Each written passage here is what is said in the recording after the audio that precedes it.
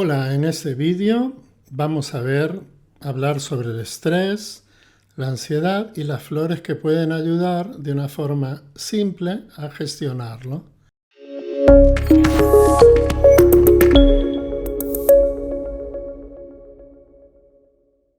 Bien, el estrés deriva del latín stringere, deriva del inglés, pero a su vez el inglés deriva del latín stringere, que significa algo así como cerrar, apretar, estrangular. El estrés es la respuesta ante una amenaza real o imaginaria a la seguridad. El estímulo puede ser interno o externo, puede ser físico, mental o emocional. La sobrecarga humana, que depende tanto de la intensidad de la presión emocional como de la capacidad de hacerle frente, depende tanto, repito, de la intensidad de la presión externa como de los recursos internos para afrontarla. A diferencia de la ansiedad, cuya causa es un poco vaga, imprecisa, el estrés está muy relacionado con situaciones concretas. Presión en el trabajo, cambios drásticos, situaciones de amenaza, conflictos interpersonales, enfermedad, indefensión, rupturas afectivas, situaciones de tensión cronificadas, cuidar a los niños, ancianos, todo al mismo tiempo. Para el doctor David Hawkins, que a mí es un autor que me interesa, me gusta mucho, en realidad el estrés dependería más que de los desencadenantes externos de la propensión al estrés, y por la acumulación de sentimientos y emociones suprimidas y reprimidas. El estrés puede y suele provocar ansiedad. Hawkins divide el estrés en 3 etapas. En primer lugar, podemos hablar de una fase o de una etapa de alarma, de emergencia. A través de esta etapa, o en esta etapa, el cuerpo pasa por una reacción mediada por las rutas del córtex cerebral al hipotálamo, de ahí a las glándulas suprarrenales y de ellas a la circulación. Se produce por la secreción de cortisol y adrenalina, 2 hormonas que generan excitación. Bueno, y en realidad, si pensamos, hay mucha gente que vive en una excitación permanente, ¿no? Como si fuera una droga, y se deprimen entre comillas, los fines de semana, ¿no? Sería como una semi-euforia sostenida por estos altos índices de cortisol. Pero en realidad el estrés es un mecanismo diseñado para que dure pocos minutos y que nos sirva como herramienta de supervivencia, podríamos decir. Más allá de esta fase inicial, ya no da unos beneficios y sí muchísimos problemas. Consume demasiados recursos, demasiada energía y se generan enfermedades. La segunda etapa, habíamos hablado de una primera etapa de alarma o emergencia y una segunda etapa de resistencia. El organismo intenta restablecer el equilibrio homeostático. La homeostasis es un sistema inherente, ya codificado, de equilibrio, porque nosotros tendemos a la sanación espontánea. El cuerpo tiene su programa y sus recursos para instrumentar esa sanación. Lo que pasa es que en esta segunda etapa de resistencia se pone en juego esto, y si no funciona ese equilibrio metabólico y mineral, llegamos a la tercera etapa, que es la del agotamiento. Esto se produce cuando el estrés continúa de manera ininterrumpida y sobrepasa la capacidad de los mecanismos de defensa del cuerpo de los que hablábamos. Se habla entonces de un agotamiento adrenal. Se produce una supresión o un compromiso del sistema inmunitario. Los órganos empiezan a mostrar cambios patológicos debidos a la exposición a las hormonas del estrés. Se pueden producir úlceras, infartos, ictus, hipertensión arterial, cáncer, en fin, todo lo que provenga de un bajón inmunitario. Y además uno es tremendamente infeliz, que eso es lo que más nos importa en este momento, ¿no? ¿Se podría hablar de un estrés positivo? Sí, es el estrés que dura poco tiempo y que está vinculado a un logro, por ejemplo, a vencer en una competición, un examen, una entrevista de trabajo. Ahí hay un nivel de estrés que se podría llamar positivo porque nos lleva a conseguir un logro. Pero incluso si ese estrés positivo se prolongase, daría problemas y no sería bueno. ¿Cómo podríamos definir la ansiedad? La ansiedad, sin entrar en tecnicismos demasiado complicados, consiste en una reacción emocional escasamente controlable de sobresalto, espera penosa y alerta constante. Se presenta aceleración y una inquietud, un desasosiego mantenido, una aprensión. Y se manifiesta básicamente en tres campos: el del pensamiento, dado por incomodidad mental, por pensamientos, monólogos preocupados, ya lo vincularemos con una flor en concreto, con la fisiología, por reacciones corporales, y por la conducta, cambios en el comportamiento, podría ser agresividad, irritabilidad, indecisión, etcétera, etcétera. Bien, pero ahora viene la parte más importante.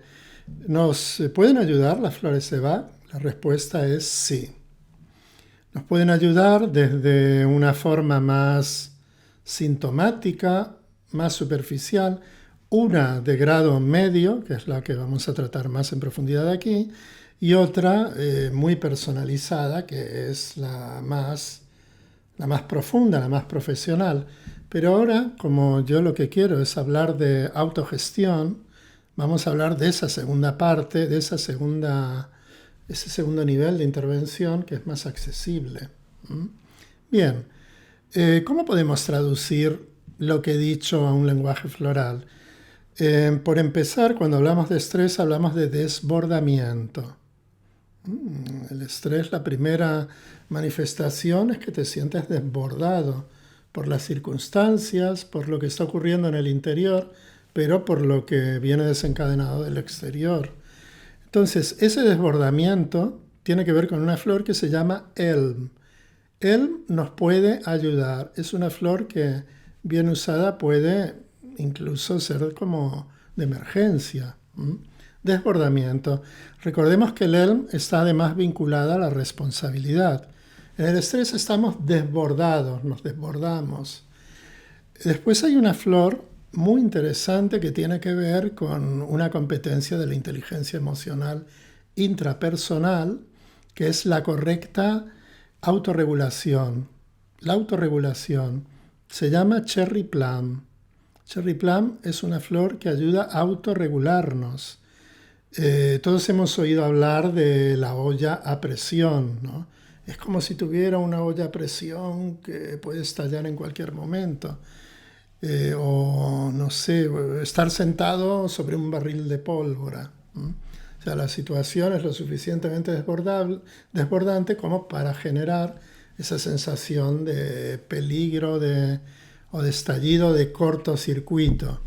Gente dice, tengo miedo de que se me crucen los cables. Bien, pues eso es Cherry Plum, una flor de emergencia que tiene por función ayudarnos a gestionar esa presión interior sobrevenida. Bueno, hay gente que ya la lleva siempre, pero bueno, ahora hablamos de un poco del estrés sobrevenido, mejor, para no entrar en la particularidad de cada tipología, ¿no? Que tiene que ver con el estrés y cómo lo lleva, ¿no? Pero con todo, lo más devastador del estrés es cuando no ves salida. Y dices, pero esto va a durar toda mi jodida vida, va a durar siempre, no, no. Porque claro, yo veo la estructura, que la estructura es así, esto no va a cambiar. Cuando no ves salida y te sientes atrapado como una rata, el problema se multiplica por tres y es totalmente devastador. Ya hemos oído hablar del burnout, ¿no? Los quemados en el trabajo.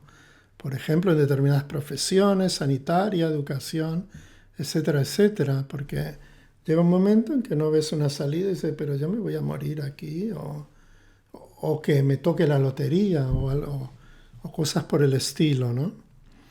Bien, entonces la flor, para no tirar la toalla y no abandonarse, posiblemente caer en una depresión o en alguna otra cosa, es el gors. Gors, flor súper importante.